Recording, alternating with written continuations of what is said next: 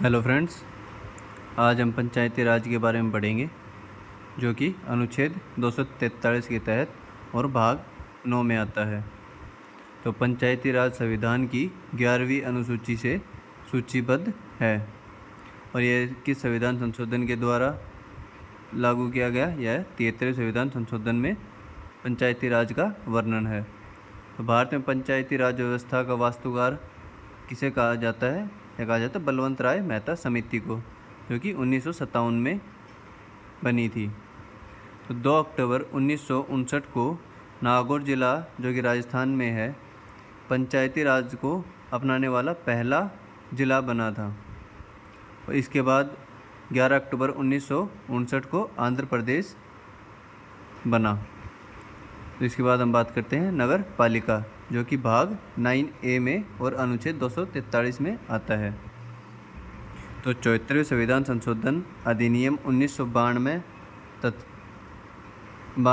तथा लागू 1 जून 1993 को हुआ था। यह कब हुआ था? नगर निगम का, जिसे हम शहरी निकाय भी कहते हैं, यह किस संविधान संशोधन के अधीन आता है? यह है 74वें संविधान संशोधन में, जो कि 1992 में लाया गया और लागू कब हुआ? 1 जून 1993 को। इस अधिनियम के द्वारा 12वीं अनुसूची जोड़ी गई थी। तो हमसे क्वेश्चन पूछा जाए कि इस अधिनियम के द्वारा कौन सी सूची जोड़ी गई थी? यह जोड़ी गई थी 12वीं अनुसूची। पंचायती चुनाव में ईवीएम का प्रयोग करने वाला प्रथम राज्य कौन सा बना था? यह बना था हरियाणा 2010 में।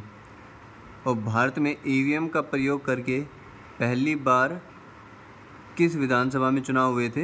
यह हुए थे केरल के विधानसभा चुनाव, जो कि मई 1982 को हुए थे। तो पंचायती राज का मूल उद्देश्य क्या था? यह था सत्ता का विकेंद्रीकरण करना। इसके बाद हम देखते हैं उच्च न्यायालय, हाई कोर्ट। यह संविधान के भाग 6 में और अनुच्छेद 214 से 231 तक हाई कोर्ट का प्रावधान है। तो हमसे पूछा जाए यह किस भाग में है? यह है भाग 6 में और अनुच्छेद 214 से 231 तक। तो अनुच्छेद 214 के अनुसार प्रत्येक राज्य के लिए एक उच्च न्यायालय होगा। तो यह किस अनुच्छेद में है? यह अनुच्छेद 214 में।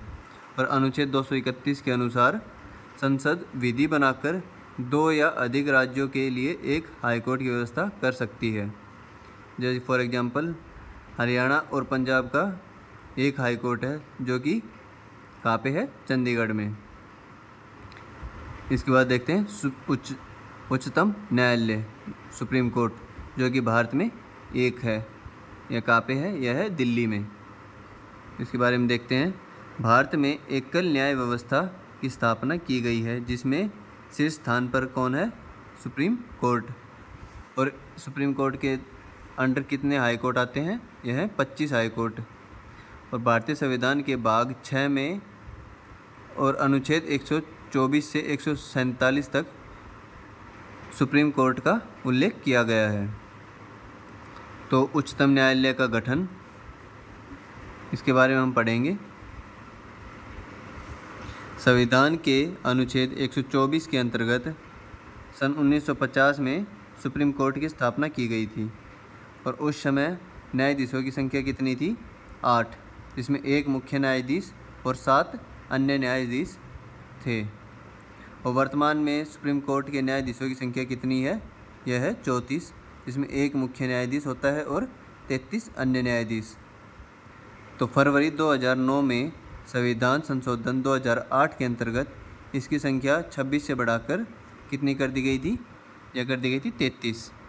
तो हमसे पूछे कि संविधान संशोधन 2008 के अंतर्गत 26 से बढ़ाकर कितनी संख्या कर दी गई थी? यह कर दी गई 33।